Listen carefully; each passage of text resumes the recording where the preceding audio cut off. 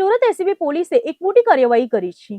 પાલિકાના કાર્યપાલક ઇજનેર સાથે મળીને 15 લાખની મસમોટી લાંચ માંગવાના ગુનામાં છેલ્લા કેટલાક સમયથી ફરાર કથિત પત્રકાર મોહમ્મદ ઇસ્લામ પઠાણને એસીબીની ટીમે ઝડપી પાડીને જેલ ભેગો કર્યો છે। સુરત શહેરમાં ભ્રષ્ટાચારીઓ અને લાંચિયા તત્વો સામે એસીબી પોલીસે ગાળિયો મજબૂત કર્યો છે। સુરત એસીબી પોલીસે લાંચના એક ગંભીર ગુનામાં લાંબા સમયથી નાસ્તા ફરતા કથિત પત્રકાર મોહમ્મદ ઇસ્લામ પઠાણની વિધિવત ધરપકડ કરી લીધી છે। આ આરોપી સુરત મહાનગરપાલિકાના અધિકારી સાથે મળીને ફરિયાદી પાસેથી લાખો રૂપિયાનો તોડ કરવાના ગુનામાં સંડોવાયેલો હતો અને પોલીસ તેને પકડવા માટે ચક્કો ગતિમાન કર્યા હતા। આ સમગ્ર લાંચ કેસની વિગતવાર વાત કરીએ તો ગત 20 ફેબ્રુઆરી 2026 રોજ સુરત મહાનગરપાલિકાના તત્કાલીન કાર્યપાલક ઇજનેર વિપુલ ગણેશવાલા એસીબીના હાથે ઝડપાઈ ગયો હતો। એસીબીની ટીમે વિપુલ ગણેશવાલાને રૂપિયા 4 લાખની લાંચ સ્વીકારતા ટ્રેપ કર્યો હતો। આ ગુનાની ઊંડાણપૂર્વક તપાસ કરતા સામે આવ્યું હતું કે આ કાળા કારોબારમાં કથિત પત્રકાર મોહમ્મદ ઇસ્માઇલ ઉર્ફ પરવાના જમીલ ખાન પઠાણ પણ સમાન રીતે ભાગીદાર હતો। એસીબીની તપાસમાં ખુલાસો થયો હતો કે મનપાના ઇજનેર વિપુલ ગણેશવાલા અને પત્રકાર મોહમ્મદ ઇસ્માઇલ બંનેના મેળા પીપળામાં ફરિયાદીના ગેરકાયદેસર બાંધકામને ન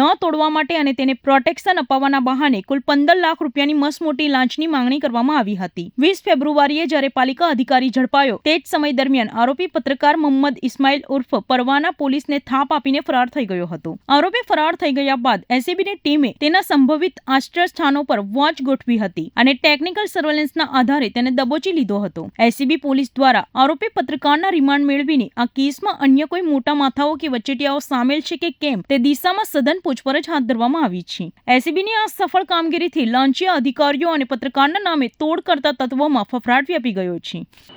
ગત ફેબ્રુઆરી મહિનામાં એસીબીમાં ફરિયાદ મળેલી કે સંતોષ ઇન્ડસ્ટ્રીયલ સબ એસ્ટેટમાં ફરિયાદીના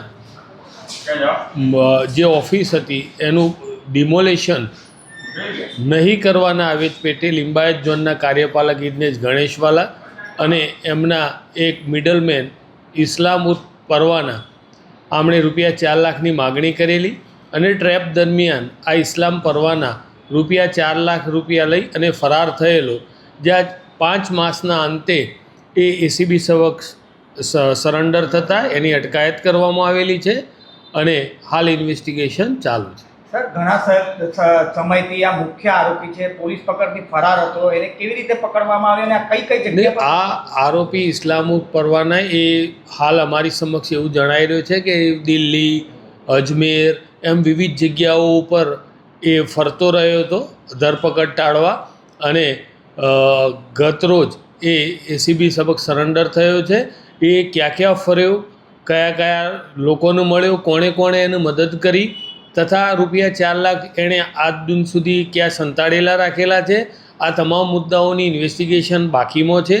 જે નામદાર કોર્ટથી રિમાન્ડ મેળવી અમે એની વિસ્તૃત તપાસ કરીને જે કોઈ પણ પ્રકાશમાં આવશે એ બધી બાબતો તમારી સમક્ષ મૂકીશું। જી સર, એસીબી સમક્ષ ત્યાં હાજર થયો છે તો એના હાથમાં પાટો બાંધેલો છે, તો કે શું હતું, એનું એક્સિડન્ટ થયું હતું, શું કારણ હતું?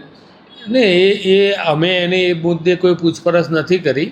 એને પોતાના અકસ્માત થયો એવું જણાવે છે। અકસ્માત કોઈ બી રીતનો થયો હોય, બરાબર, એ મુદ્દો અમારા તપાસનો નથી। હજી સર, આ રિકવરી માટે હવે એસીબી દ્વારા કેવા પ્રકારની કાર્યવાહી? અમે નામદાર કોર્ટથી રિમાન્ડ મેળવી અને રૂપિયા 4 લાખ એ ખૂબ અગત્યનો મુદ્દામાલ છે, એ રિકવર કરવા પૂરા પ્રયાસ કરીશું।